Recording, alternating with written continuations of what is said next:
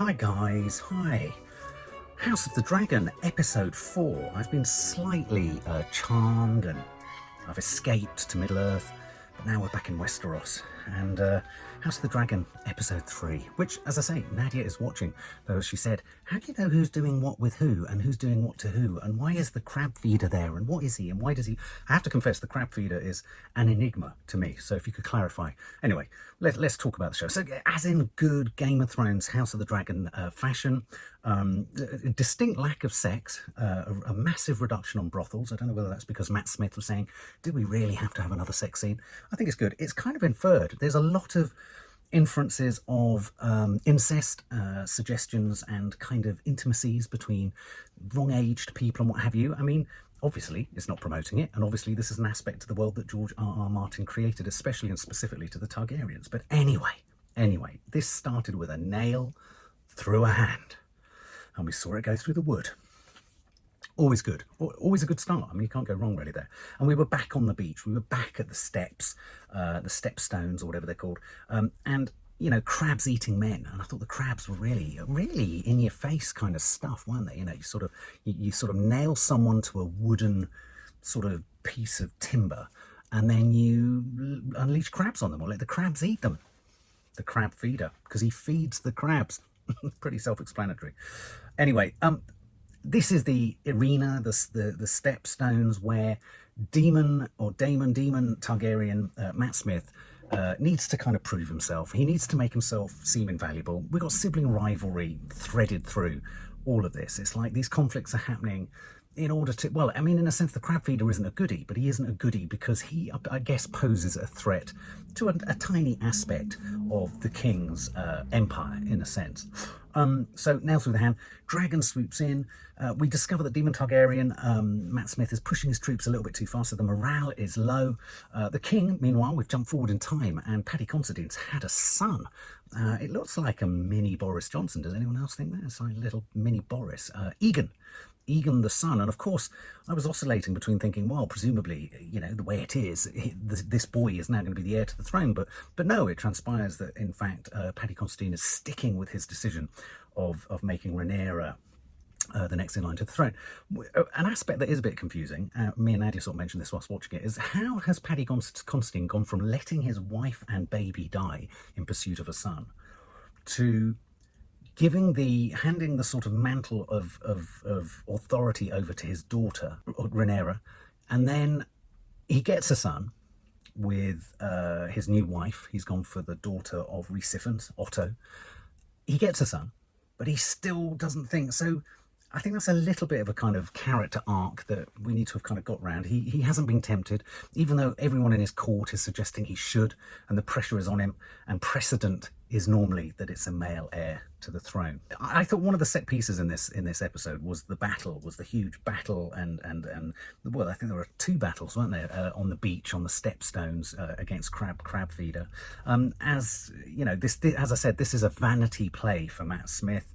And this is about him kind of essentially establishing himself as a kind of, a reputable and potential heir to the throne, because presumably, you know, any minute now, it feels like Paddy Considine's going to go, because as they prepare for this hunt, Paddy Considine's not looking particularly solid, is he? And we know he's got these welts, and we know he's got maggots in his fingers and all that kind of stuff. So, you know, I don't think he's long for this world. So they all head off on a hunt. And a hunt, in this instance, unlike in the original Game of Thrones, which upset, apparently, George R.R. Martin, the fact that it was sort of 3 people heading into a wood for a hunt in the first series. This is a medieval hunt. This is hundreds of squires and you know, knaves, and it's like a festival. It's like Glastonbury. It's like, you know, hundreds of soldiers go along, and the king is in a tent, and essentially they track where the quarry is, where the hunt needs to go, and once they've got it, they'll get the king in, and the king will spear it, and he'll be, "Wee, I'm a king," and all that kind of malarkey. But as I say, Paddy Considine is struggling, and he's becoming a little bit irrational, isn't he? He's shouting at Rhaenyra. Rhaenyra in front of everyone at the kind of banquet and in the sort of court, sort of staring and kind of wondering what the hell's going on. We do get introduced to a Lannister, Jason Lannister.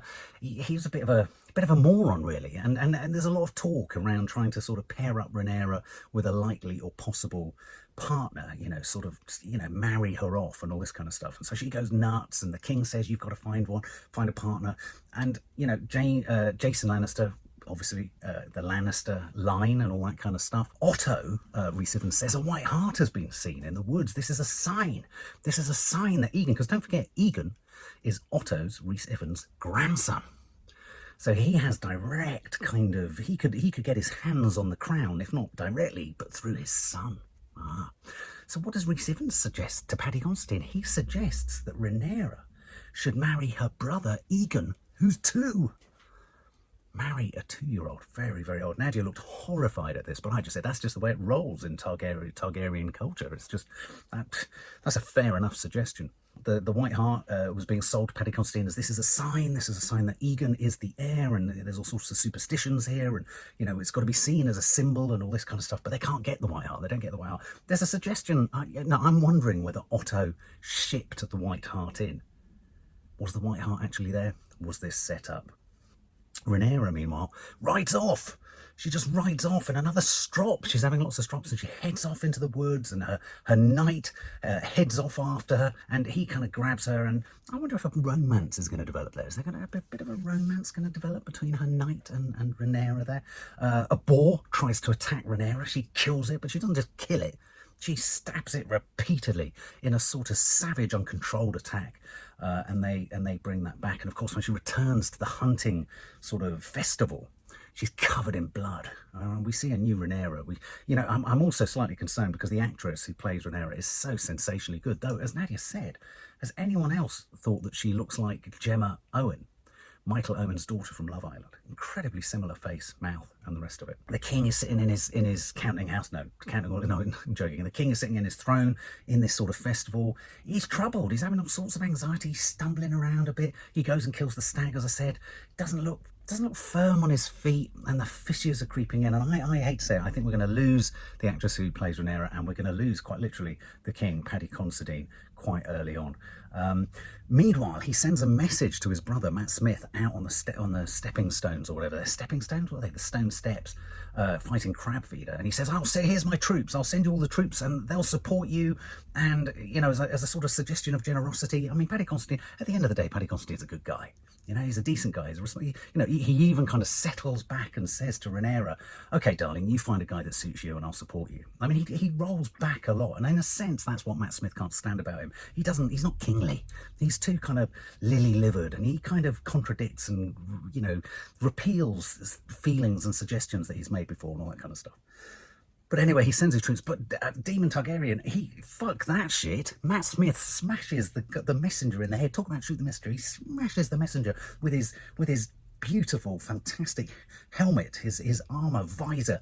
Bam, bam, bam. Doesn't kill him. I thought he could have killed him. In Game of Thrones, I think he would have killed him. And essentially, he rejects that. And then he goes off. After Crabfeeder on his own. He literally runs through the battlefield. Arrows raining down on him. And I have to confess that whilst this was quite interesting, I was getting Butch Cassidy and the Sundance Kid vibes, because he gets hit by 3 arrows eventually, and then he has to hole up under a sort of wagon, a sort of derelict wagon. Didn't believe it. Even within this world, didn't believe it. The Crabfeeder, who was incredibly enigmatic up until this point, these brilliant glancing sort of profile shots of him with this sort of crabby stuff and sort of raw burnt skin and salty skin. It was brilliant makeup, brilliant design, all that kind of stuff. Didn't say a thing. But there are a couple of moments where when he got his troops to chase after Matt Smith on the battlefield, he would do this. Oh, it looked like he could crick his neck, and then he'd go. I thought who he was telling to go, I think he needed something, I think we needed a giant crab, if I'm honest. I think we needed something giant crab-like and non-human, because the soldiers who came running out, you thought, well, they're going to get chopped up to pieces, aren't they? Meanwhile, the soldiers come in, they rescue Matt Smith. Matt Smith survives and tell another tale, and, therein lies the problem. He's essentially established his credentials. And this is going to throw all sorts of problems up for Paddy Considine and the rest of the court. Daemon Targaryen has got rid of the Crabfeeder, who's not a major villain, but it shows that he's capable. He's capable and he's brave. And, the valour of running across a battlefield on your own, being struck by arrows, and you're victorious. That was Matt Smith's moment. So I think things are ratcheting up. Great episode 3. I think of the 3 episodes, it might have been my least favourite, if I'm really honest. I maybe missed Matt Smith. I needed a bit more Matt Smith acting rather than him running across the field.